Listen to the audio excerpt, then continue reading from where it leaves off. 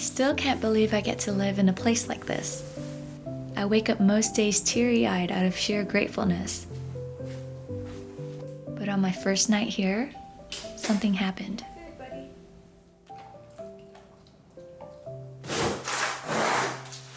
I had been on an adrenaline high that entire day because I was so excited about this new apartment with its jaw-dropping views and incredible amenities. Looking at the mountain of boxes on my balcony and dreaming of all the cool ways I'd like to decorate this place. But something started moving, like literally moving, outside my balcony among the boxes. I sunk deeper into my comforter, creeped out at the shifting silhouette. It was about the size of my palm. Then, more came.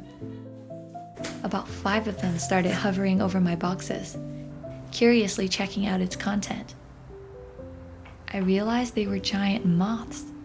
But what were moths doing up so high? That eerie feeling didn't go away, so I prayed to God for protection. But before I could even finish my prayer, a familiar passage came to my mind. Do not store up for yourselves treasures on earth, where moths and vermin destroy, and where thieves break in and steal. But store up for yourselves treasures in heaven, where moths and vermin do not destroy, and where thieves do not break in and steal. For where your treasure is, there your heart will be also. This was from the book of Matthew, chapter 6. At that point, the fear that I was feeling was replaced by gratefulness. God cared enough about me to remind me that my blessings, all of this, was not for me to hoard to myself. I was blessed to be a blessing to others. And although I am surrounded by many earthly treasures, my heart should not be buried here with them.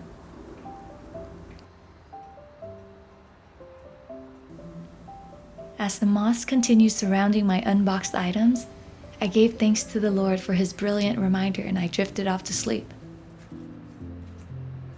Some would view that experience as purely coincidental, but to me it was undoubtedly a God moment.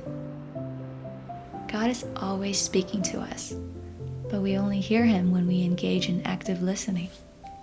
And without my knowledge of that passage in Matthew 6, I would not have recognized that brilliant reminder from the Lord.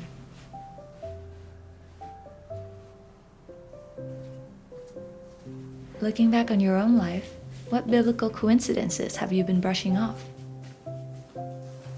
Perhaps it's been God's way of giving you a gentle reminder out of love.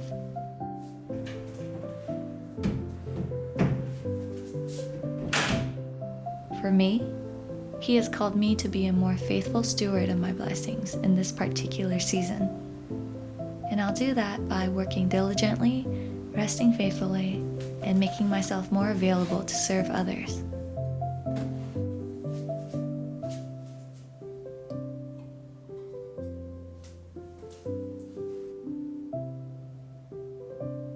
And I hope to serve you by sharing a piece of my home and my faith with you through these peaceful videos.